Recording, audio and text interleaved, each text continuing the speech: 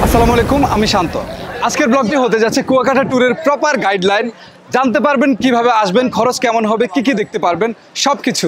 আজ অনেক অনেক আনন্দ হবে একসাথে। আমি কুয়াকাটা এসেছি ট্যুর গ্রুপ বিডির একটি প্যাকেজ নিয়ে। 2 দিন 1 রাতের ট্যুর প্যাকেজে আছে ঢাকা কুয়াকাটা ঢাকা বাস ভাড়া, হোটেল, ট্যুর শুরু থেকে শেষ পর্যন্ত প্রতিদিনের সব খাবার, লোকাল যাতায়াতের সব খরচ মিলিয়ে 5,900 টাকা। টিজিবি ট্যুর ম্যানেজমেন্ট বেশ বন্ধুত্বপূর্ণ, নিরাপদ এবং ঝামেলামুক্ত। তবে যারা কম খরচে নিজেরা সব ম্যানেজ করে আসতে চান তাদের জন্য আমি বিস্তারিত সব কিছু দিয়ে দিচ্ছি। কুয়াকাটা যেতে ঢাকা থেকে সরাসরি নন এসি বাস পেয়ে যাবেন 800 টাকার মধ্যে।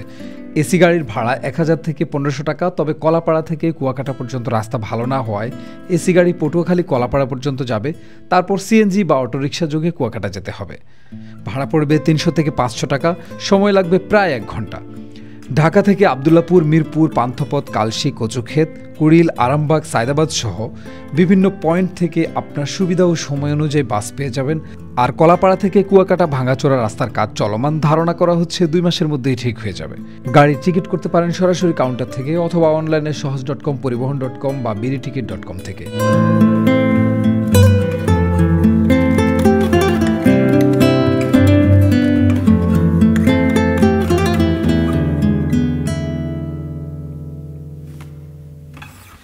গাড়ি থেকে নেমে আমরা নাস্তা করলাম পরোটা, ডিম আর আলু ভাজি দিয়ে। কেউ নিয়েছেন ডিম খিচুড়ি। নাস্তা খেয়ে আমরা এখন হোটেলের দিকে যাচ্ছি। আমার সঙ্গে আছে আমাদের হোস্ট এবং ঘোস্ট রাহি ভাই। তারপর উঠে গেলাম টিজিবির পূর্ব নির্ধারিত সুন্দর একটি এসি হোটেলে, যার খরচ পড়ে কাপল রুম 2000 টাকা, 4 বেড 3000 টাকা।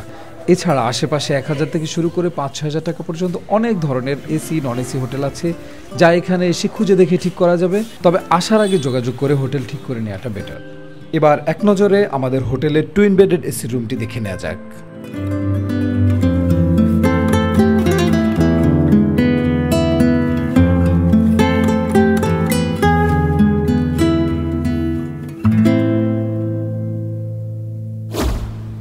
এখন আমরা আছি কুয়াকাটায়। আমাদের ট্যুর এখন শুরু হচ্ছে। প্রথমে আমরা সমুদ্র দেখতে যাবো, তারপর লাঞ্চ টাঞ্চ করে বিকাল 3:30টায় আমরা মূলত সাইট সিন করবো। আমাদের তখন থেকে শুরু সাইট সিন। আজকে আছে লেম্বুর চর। হোটেল থেকে পরিচয় পর্ব শেষ করে আমরা এখন বিচের দিকে যাচ্ছি। আমার সঙ্গে আরও কিছু ভাই ব্রাদার আছে। আমরা টোটাল এসেছি 14 জন। তার নাম হচ্ছে নিমুল আজিজ, নট নিয়ামুল। নাম কি বলো? নিমুল আজিজ।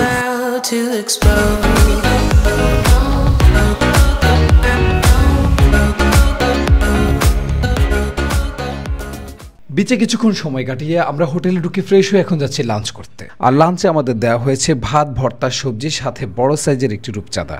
লাঞ্চ করে আবার হোটেলে ফিরলাম। 4টা পর্যন্ত রেস্ট করে আমরা যাচ্ছি লেম্বুর চর বিচে। এই সময় এখানে বেশ জমজমাট থাকে।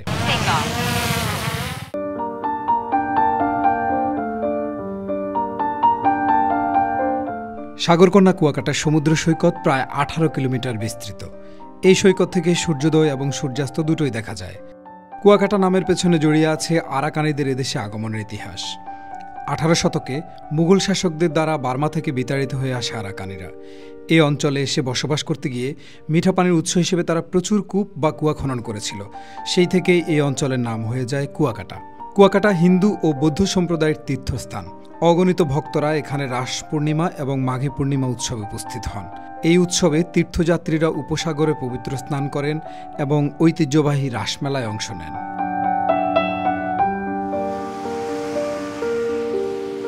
রাহির কাছে জানতে চাইবো আবার নেক্সট কুয়াকাটা ট্যুর কবে, বা টিজিবির আরও কি ট্যুর আছে? আমাদের সারা বাংলাদেশে গ্রুপ ট্যুর হয়ে থাকে, প্রতি সপ্তাহে গ্রুপ ট্যুরগুলো হয়। নেক্সট 15 দিন পরে কিন্তু কুয়াকাটা ট্যুর রয়েছে। গ্রুপ বলেন, ফ্যামিলি বলেন, সিঙ্গেল বলেন, সবাই কিন্তু সেফলি এখানে এসে ঘুরে যেতে পারবে আমাদের সাথে। সবাই মিলে সূর্যাস্ত দেখলাম, তারপর সন্ধ্যার অসাধারণ সুন্দর সমুদ্রের কিছু ফিল নিলাম, যা ভিডিওতে দেখানো সম্ভব হয়নি। কুয়াকাটা এসে আপনিও সেই অনুভূতির সাথে হারিয়ে যাবেন। ফেরার পথে আমরা এখানে একটু থামলাম মটকা চা খাবো। ডিনার শেষে হোটেলের সুন্দর ব্যালকনিতে বসে কিছুক্ষণ আড্ডা, গান বাজনার পর একটু রেস্ট নিলাম। এখন ভোর 4টা। আমরা এখন যাচ্ছি সূর্যোদয় দেখব। সূর্যোদয় দেখতে যেতে হয় কাওয়ারচর, সময় লাগে প্রায় 1 ঘন্টা। এই সময়টা রাস্তা কিছুটা নির্জন মনে হলেও একটু পরেই দেখা যায় আরও অনেক টুরিস্ট যাচ্ছে। সূর্যোদয়ের এই মুহূর্তটা এত সুন্দর, এক স্নিগ্ধ পবিত্র অনুভূতিতে মনটা ভরে যায়।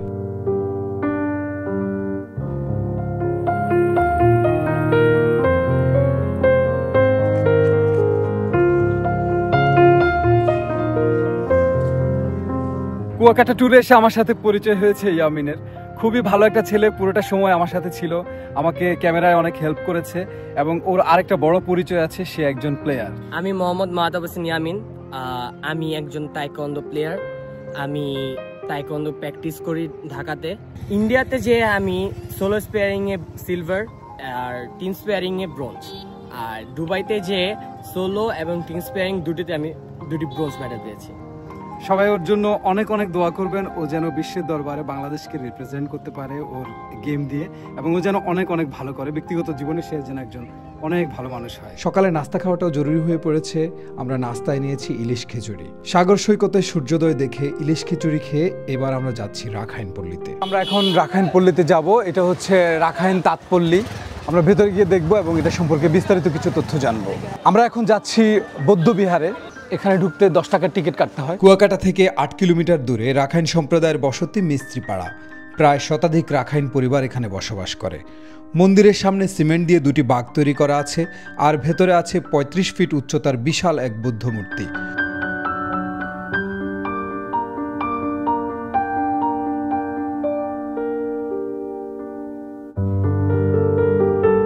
মন্দির পার হয়ে একটু ভেতরে গেলে আছে একটি ভাষা শিক্ষা স্কুল।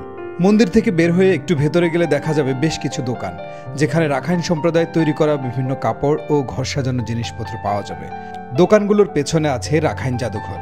ক্যামেরা নেওয়া নিষেধ, তাই দেখাতে পারিনি। অসাধারণ 2টি দিন পার করার পরে কুয়াকাটা ট্যুর আজকে এখানে শেষ করতে যাচ্ছি। সমঝা ভাই, আমি একটু থামাচ্ছি। আচ্ছা, আপনার যারা দর্শক আছে তাদের জন্য আমাদের ট্যুর গ্রুপ বিডির পক্ষ থেকে 5% ডিসকাউন্ট রয়েছে। জাস্ট রিসোর্স বিডিতে যাবে এবং SJ05 কোডটা ইউজ করলেই তারা এই ডিসকাউন্ট পাবে। মানে এটা কি শুধু রিসোর্স বিডি? এটা অল ট্যুরের জন্য, অল ট্যুর এবং আমাদের যে রিসোর্স সেকশন আছে তার জন্য। আপনাদের অনেক সময় 10%, 5% এরকম ডিসকাউন্ট থাকে। আমার কোডটা কি ওই ডিসকাউন্টের পরে? অবশ্যই ভাই, এটা প্লাস স্পেশাল ডিসকাউন্ট আপনার জন্য। এই চ্যানেলের ভিউয়ার্সদের জন্য specially 5% extra discount. Thank you so much Rahi ভাই। টিজিবির জন্য অনেক শুভকামনা থাকলো। আপনারা সবাই অনেক ভালো থাকবেন।